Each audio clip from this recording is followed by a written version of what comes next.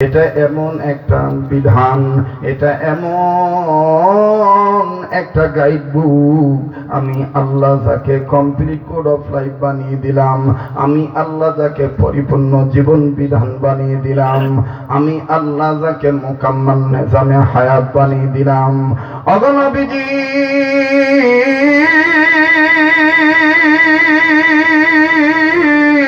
এই কোরআনুল কারীমের দিকে কোন মানুষ যদি আগায় আসে, এই কোরআনুল কারীমের শিক্ষা দীক্ষা, এই কোরআনুল কারীমের আন্দোলন যদি কোনো মানুষ মেনে নেয়, আমি রব্বুল আলামিন তাকে ডাক দিয়ে বললাম, পৃথিবীতে যারা মানুষের জন্ম নিয়েছে, এই মানুষগুলি যদি আমার কালামের দিকে আগায় আসে, আমি আল্লাহ তাদের দুইটা নিয়ামত দিয়ে ধন্য করব। নাম্বার 1, তাদের জীবনের গুনাহ মাফ করে দেব। নাম্বার 2, আমি আল্লাহ তাদের আমলনামায় জান্নাত থেকে ধন্য করে দেব। ওয়াল্লাহু ইয়াদউ ইলাল জান্নাতি ওয়াল মাগফিরাতি বিইজনিহি ওয়া ইউবাইনু আয়াতিহি লিন-নাসি লাআল্লাহুম ইয়াতাযাক্কারুন। আওয়াজ দিয়ে বলেন না আল্লাহু আকবার। আমার ভাইরা, আমার বন্ধুগণ, কোন কোরআনুল কারীমের ডাকে সাড়া দিলেন, কোন কোরআনুল কারীমের শিক্ষা দীক্ষা মেনে নিলেন, কোন কোরআনুল কারীমের আইন মেনে নিলে, তার জীবন বিধান মেনে নিলে আল্লাহ পাক আমার আপনার জীবনের গুনাহ মাফ করে দিবেন। আল্লাহ বললেন, নবীজি, এটা এমন একখান কোরআন, এই কোরআন যদি কোনো মানুষ মনোযোগ সহকারে শোনে এবং মানে, আমি আল্লাহ তাদের হেদায়েত দান করে দেব। আমি আল্লাহ তাদেরকে দুনিয়াতে আখিরাতে সবচেয়ে বুদ্ধিমান বানিয়ে দেব। আল্লাহ বলেন, বান্দা আমার শোনো, আল্লাযীনা ইয়াসতামিউনাল কওলা ফায়াত্তাবিউনা আহসানাহু উলাইকাল্লাযীনা হাদাহুমুল্লাহ ওয়া উলাইকা হুম উলুল আলবাব। আওয়াজ দিয়ে জোরে সোরে বলেন না আল্লাহু আকবার। আর একবার বলেন না আল্লাহু আকবার। মুহতারাম হাজিরিন, লম্বা করব না আমার ভাইরা, আমার বন্ধুরে, অল্প সময়ের মধ্যে মূল সারমর্ম কথা বলে, সার নির্যাস বক্তব্য দিয়ে, বিষয়টা ফিনিশিং দিয়ে, চাদর যেহেতু আমার, এই কোরআনটা হলো মুসলমানদের জন্যে, এই কোরআন হলো সমগ্র মানব জাতির জন্যে। এই কোরআন নামক চাদর, ইসলাম নামক চাদর আমি আপনি যদি গায়ে দিই, দুনিয়ার জীবনে আল্লাহ তাআলা আমাকে আপনাকে সম্মানিত করে দিবেন এবং কবরের জিন্দেগিতে আমার আল্লাহ আমাকে আপনাকে মাফ করে দিবেন। আরে বাবাজি, উম্মতের উলামায়ে কেরামগণ আছেন, ওনাদের জিজ্ঞাসা করে দেখবেন, এই পৃথিবীর জমিনে আমার আপনার নবী মুহাম্মদ সাল্লাল্লাহু আলাইহি ওয়াসাল্লাম, আমার বন্ধুগণ, তিনি তার পাক জবান দ্বারা বলেছেন, উম্মতে মুহাম্মদীদের জাহান্নাম থেকে বাঁচার পথ হলো 4টা। বলেন তো দেখি, উম্মতে মুহাম্মদীদের জাহান্নাম থেকে বাঁচার পথ কয়টা? আবার বলেন না বাপজানেরা, কয়টা? কলিজার টুকরা যুবক বন্ধুরা, বলেন না কয়টা? নাম্বার 1 আলেম হওয়া, নাম্বার 2 আলেমের ছাত্র হওয়া, নাম্বার 3 আলেমের কথা শোনা, নাম্বার 4 আলেমদেরকে মহব্বত করা। বুঝে থাকলে আবার বলেন, উম্মতে মুহাম্মদীদের জাহান্নাম থেকে বাঁচার পথ কয়টা? এর মধ্যে বাজান 1 নম্বর হলো আলেম হওয়া, 2 নম্বর হওয়া আলেমের ছাত্র হওয়া, 3 নম্বর হলো আলেমগণের কথা শোনা, 4 নম্বর হলো আলেমদেরকে মহব্বত করা। আমার বন্ধুগণ, 3টা বিষয় আমি উম্মতের উলামায়ে কেরামদের কাছে জমা দিয়ে দিলাম। শুধুমাত্র 2 নম্বরটার কথা বলছি, যেহেতু 20 জন ছেলের মাথায় পাগড়ি প্রদান করা হয়েছে। আমার বন্ধুগণ, আমার বাবাজিরা, আমার ভাইরা, দ্বিতীয় নম্বরটা হলো আলেমের ছাত্র হওয়া। আলেমের ছাত্র হলে দেখেন কেমন বরকত হয়। আরে বন্ধু, আপনার ছেলে মেয়ে যদি আলেম আলেমার ছাত্র ছাত্রী হয়ে যায়, আল্লাহ পাক আপনার কপাল কেমন উজালা করে দেন। আল্লাহ পাক কেমন করে, আল্লাহ রব্বুল আলামিন আপনার জীবনের গুনাহ মাফ করে দেন। একটু খেয়াল করে কথাগুলি শোনা চাই।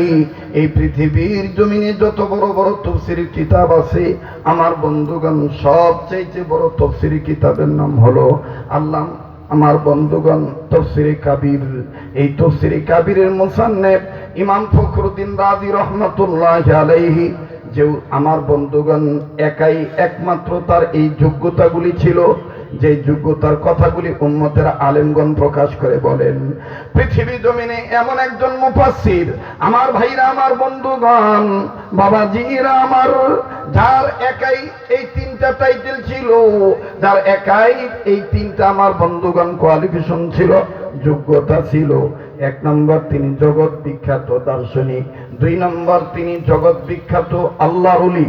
তিন নম্বর, তিনি জগৎ বিখ্যাত মুফাসসির। দুরকম সুবহানাল্লাহ। ইমাম ফখরুদ্দীন রাজি রহমাতুল্লাহি আলাইহি, তিনি তার তাফসীরে কবীরের মধ্যে লেখেন, আল্লাহ পাকের একজন নবী, আল্লাহ পাকের একজন পয়গম্বর, আল্লাহ পাকের নির্দেশে কোনো এক কাজ করার জন্য যাচ্ছিলেন। প্রতিমধ্যে যাওয়ার সময় উনি নজর করে দেখতেছেন, বাঁ দিকে অথবা ডান দিকে একটা কবর দেখা যায়।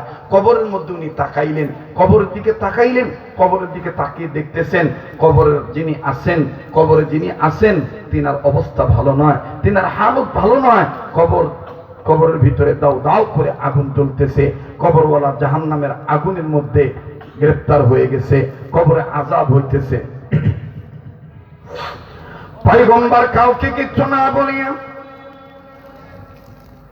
আমার ভাইরা নিজের কর্মের দিকে চলে গেলেন।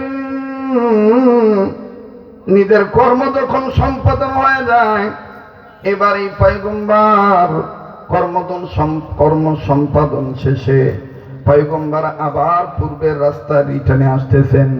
আসার সময় পয়গম্বর নিয়ত করলেন, আল্লাহ, একটু আগে যেই কবর আযাব দেখছি, এখন আমি আবার ওই কবর দিকে একটু তাকাবো, দেখি তো কবরওয়ালা কোন হালতে আছে।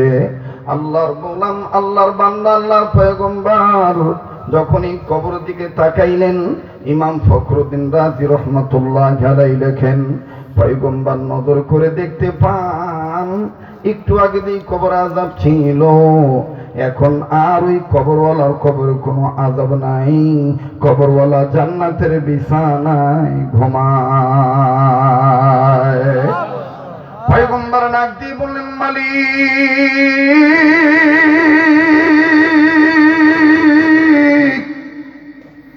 একটু আগে যে কবরে আযাব দেখলাম, এখন দেখতেছি কবরে কোনো আযাব নাই।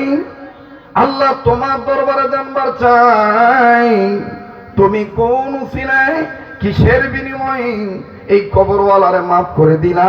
আমার বন্ধুগণ, আল্লাহ পাক পয়গম্বর ডাকে সাড়া দেয় কি দেয় না? বলেন, আল্লাহওয়ালারা আল্লাহর সাথে কথা বলে কি বলে না? নবী রাসূলগণ আল্লাহর সাথে কথা বলছেন কি বলেন নাই? আওয়াজ দিয়ে বলেন, বলছেন কি বলেন নাই? পয়গম্বর যখন ডাক দিয়ে বললেন, মালিক আল্লাহ, একটা ডাক দেন না, মায়া লাগায় বলেন না আল্লাহ। যার আল্লাহ বলতে ভালো লাগবে বুঝে নিবেন, আমার মাবুদ, আমার মাওলা, আমার আল্লাহ আপনাকে মাফ করিয়ে দিবে। যদি গুনাহ থাকে, গুনাহ মাফ পাওয়ার আশায় মায়া লাগায় একটা ডাক দিয়ে বলেন না আল্লাহ। এতগুলো মানুষের ডাকের মধ্যে কেন প্রেমের আওয়াজ নাই? আল্লাহর প্রেমের বয়ান কেন নাই? যদি গুনাহ থাকে, গুনাহ মাফ পাওয়ার আশায় মায়া লাগে একটা ডাক দেন না, বলেন না আল্লাহ। দেন না, দেন না, দেন না, দেন না, ডাক দেন না, দেন না, দেন না, বলেন আল্লাহ। আমার বন্ধুগণ, কেউ চলে গেলে কারো যাওয়া দেখে যাবেন না। ওয়াজ ভালো হলে বাগেরহাটে অনেক বয়ান ভালো হবে, বাগেরহাটে আমার মার্কেট অনেক ভালো হবে। আল্লাহর কসম করে বলি এই ধরনের কোনো টেন্ডেন্সি, এই ধরনের কোনো চিন্তা চেতনা মনে নাই। জীবনের শেষ বয়ান মনে করে বয়ান করছি। আমি চাই হাকিকতান এক ফোঁটা চোখের পানি দেখেন ফলাইতে পারেন কিনা। আমার বন্ধুগণ, কার পিছনে জানি মালাকুল মউত ধরা রইছে, কার জন্য জানি গঙ্গার বাঁশ রেডি হয়ে গেছে, কার জন্য জানি কাফনে কাপড় তৈরি হয়ে গেছে, কার জন্য জানি কবর মাটি বায়না হয়ে গেছে, কার জন্য জানি আমার বন্ধুগণ মালাকুল মউত আল্লাহর হুকুমের অপেক্ষা করতেছে। বন্ধুরে, দুনিয়া কিন্তু থাকার জায়গা না। এই দুনিয়ায় কেউ চিরদিন থাকতে পারবো না। কথা বলেন ঠিক না বেঠিক? ও কান্দাপাড়া এলাকার মা বোনেরা, ও কান্দাপাড়া এলাকার যুবক বন্ধুরা, ও আমার বাবার বয়সী মুরব্বীরা, আজও তখন বাগেরহাটের উদ্দেশ্যে আসবো। গতকালকে হোয়াটসঅ্যাপের মাধ্যমে আপনাদের এই এলাকার অনেক প্রবাসীরা, বিশেষ করে চিতলমারির ভাইয়েরা, পাটগাতির ভাইয়েরা অনেকেই আমাকে মেসেজ বলে দিয়েছে, হুজুর আপনি তো বাগেরহাট যান না,